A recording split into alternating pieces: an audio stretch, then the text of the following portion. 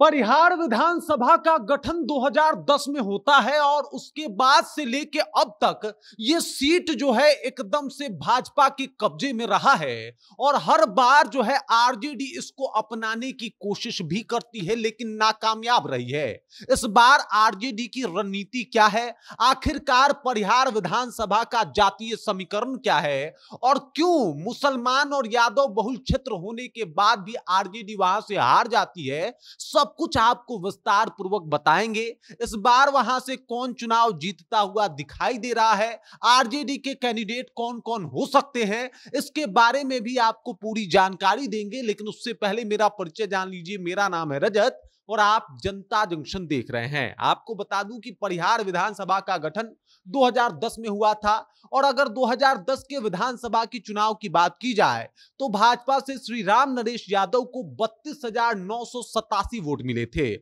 अगर वहीं पे राजद के उम्मीदवार की बात की जाए तो डॉक्टर रामचंद्र को जो है वो 28,769 वोट मिले थे। कांग्रेस की बात की जाए तो वहां पे मोहम्मद परवेज आलम चुनाव लड़े थे और उनको 20,388 वोट मिले थे।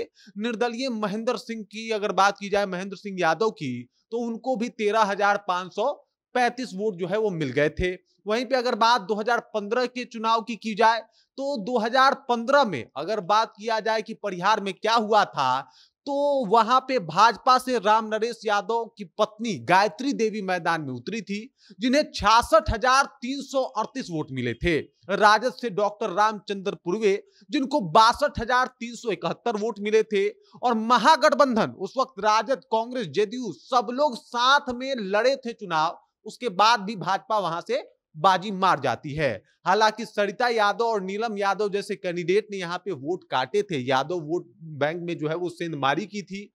अब वापस आ जाते हैं 2020 के चुनाव पे, तो भाजपा से गायत्री देवी एक बार फिर से चुनाव जीत जाती हैं। राजद ने यहाँ पे नया उम्मीदवार रितु जायसवाल के रूप में उतारा था। रितु जायसवाल जो है वो महज 1500 वोट जो है वो कम ला पाती है भाजपा के प्रत्याशी से और इसी वजह से वहां से जो है वो गायत्री देवी 1500 वोटों से जीत जाती हैं। हालांकि आरएलएसपी के अमजद हुसैन अनवर वहां पे मुसलमानों का वोट काट लेते हैं। अब समझिए यहाँ के जातीय समीकरण को। अगर यहाँ के जातीय समीकरण की बात की जाए तो मुस्लिम यहाँ पे 80,000 हैं। यादव की अगर बात की जाए तो 40 से 45,000 यहाँ पे यादव हैं। तेली वोटर की बात की जाए तो 35 से 40,000 यहाँ पे तेली वोटर हैं और वो पूरे 38 पंचायत में जो है वो अपना प्रभाव रखते हैं। सूरी वोटर की बात की जाए तो 14 से 15,000 जो है वो सूरी वोटर हैं और 2010 परिसमन के बाद ये थोड़े कम हुए हैं। यानी 2010 परिसमन जब हुआ था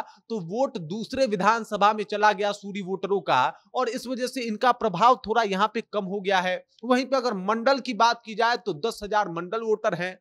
कलवार की बात की जाए तो 3 से 4,000 कलवार वोटर हैं। अनुसूचित जाति जो है वो 20 से 25,000 है और अगर सवर्णों की बात की जाए तो 15,000 यहाँ पे सवर्णों के वोटर हैं। अब भाजपा की रणनीति को समझ जाइए कि आखिरकार 80,000 मुसलमान वोटर, 40 से 45,000 यहां पे अगर बात किया जाए तो यादव वोटर हैं। उसके बाद भी आरजेडी कैसे चुनाव हार जा रही है, तो भाजपा यहां पे खेलता है एक रणनीति। तो चूंकि भाजपा हर दफा हर बार यहां से यादव कैंडिडेट ही उतारती है, उसको ही टिकट देती है, इसका फायदा यह होता है कि लगभग 20 से 25% जो यादव वोट है, जो अतिरिक्त वोट है, उसका सपोर्ट भाजपा को मिल जाता है। और 2025 चुनाव की अगर तस्वीर की बात की जाए तो भाजपा से फिर पक्का है कि गायत्री देवी को टिकट मिलेगा क्योंकि लगातार जो है ये दूसरी बार चुनाव वहां से जीती हैं और इस तरीके से इनको भी फिर से जो है वो एक बार टिकट दिया जाएगा। पहले इनके पति जीते थे, उसके बाद गायत्री देवी जीती थी।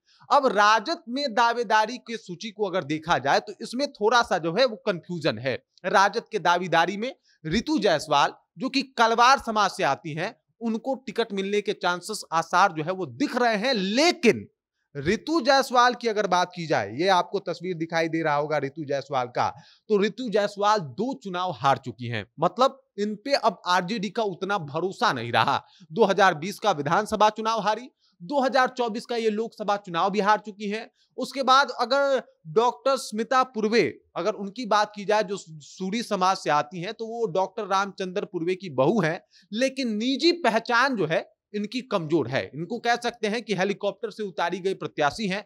अभी जो है इधर आके ये थोड़ा बहुत मेहनत कर रही हैं विधानसभा में, वरना इनको वहां पे कोई जानता नहीं है। तीसरे नंबर की अगर बात की जाए तो तीसरे नंबर पे हैं राम कैलाश शाह। आपको बता दूं कि राम कैलाश शाह जो है, इनको आप देख सकते हैं। अब देख के ही आपको पता लग जाएगा, यहां पे तेजस्वी यादव को ये मुकुट पहना रहे हैं चांदी का, तो देख के ही पता लग जा रहा होगा आपको कि भाई ये 1990 से लालू यादव के विचारधारा से जुड़े हैं। 2 बार मुखिया और परिहार के प्रमुख भी ये रह चुके हैं। 2015 और 2020 में जो है इन्होंने टिकट ना मिलने के बावजूद भी पार्टी का साथ दिया। इन्होंने प्रयास किया था कि टिकट मिले, लेकिन इस दौरान इनको टिकट नहीं मिलता है। और आमतौर पे आपने देखा होगा कि अगर पार्टी टिकट ना दे तो नेताओं की नाराजगी सामने आ जाती है। लेकिन चूंकि ये 1990 से ही मतलब आरजेडी के साथ है, लालू प्रसाद यादव के साथ है, तो आप समझ सकते हैं कि भाई ये आरजेडी को और लालू प्रसाद यादव को छोड़ के कहीं नहीं जाने वाले। मतलब जब से आरजेडी का गठन नहीं हुआ है तब से ये लालू यादव के साथ है और साथ ही रहने का ये दावा भी करते हैं। तो इस तरीके से ये हमेशा जो है ये कोशिश में रहे हैं, लेकिन टिकट नहीं मिला। और तेली समाज की अगर बात की जाए तो इनका मजबूत पकड़ रहा है, क्योंकि ग्राउंड पे काम करते हैं, ग्राउंड पे जाके मेहनत करते हैं, हमेशा जिससे जो है वो लगातार मेहनत करते हैं। आप सोचिए कि 2020 में आरजेडी वहां से चुनाव हारता है और 2021 से ये लग गए थे एकदम काम करने में कि भाई हम ग्राउंड पे दिखेंगे, और इस तरीके से इनका रहा है। तो इस तरीके से इनका जो पक्ष है वो काफी मजबूत रहा है। यहाँ पे पूर्व में तेली समाज के विधायक 10 साल तक रहे हैं और ऐसा कोई बात नहीं है कि यहाँ पे तेली का विधायक बन नहीं सकता, मतलब तेलियों का दबदबा रहा है। चौथे नंबर पे आते हैं संजय पूर्वे, जो कि सूरी समाज से आते हैं, जिला परिषद भी हैं और ये बथनाहा के निवासी हैं, लेकिन रिजर्वेशन न मिलने की वजह से ये परिहार में अपनी दावेदारी ठोक रहे हैं। और समीकरण की बात की जाए तो समीकरण सूरी का इतना बेहतर अब नहीं हो पा रहा। मतलब जब से परिसीमन हुआ उसके बाद सूरी वोटर जो है वो उस साइड चले गए, यानी बथहा में चले गए, और बथनाहा में जाने की वजह से अब इनका पकड़ यहाँ पे कमजोर हो गया है। तो ऐसे में आरजेडी उनको अगर उतारेगी तो भाई समस्या हो सकता है। अगर समीकरण और चुनौतियों की बात की जाए तो ऋतु जायसवाल और स्मिता पूर्वे चुनावी हार के कारण कमजोर दावेदार हैं। राम कैलाश शाह को जमीनी और वफादार कार्यकर्ता माना जाता है। उनके आने से तेली समाज राजद के साथ जुड़ सकता है।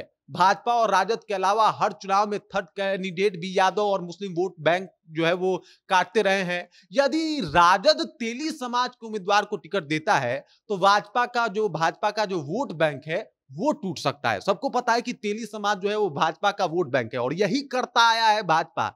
मतलब भाजपा उलट करते आया है। वो क्या करता है कि कोई यादव कैंडिडेट खड़ा करता है और यादव वोट काट लेता है। अगर यही काम यहां पे अप्लाई कर दे आरजेडी और यहां पे अगर इस तरीके से वो सोचे कि भाई एक ऐसे उम्मीदवार को उतारा जाए जो जमीनी हो, जो एकदम अच्छे तरीके से काम करे, जैसे कैलाश शाह की ही मैं बात कर रहा था, तो अगर कैलाश शाह जैसे उम्मीदवार को उतारता है तो यहां से उसके जीतने के आसार जो है वो बढ़ सकते हैं। भाजपा और राजद के अलावा जो है यहाँ पे हर बार थर्ड कैंडिडेट जो है वो उतरता है, लेकिन मजे की बात यह है कि ज्यादातर वो मुस्लिम समुदाय से होते हैं या फिर यादव समुदाय से होते हैं।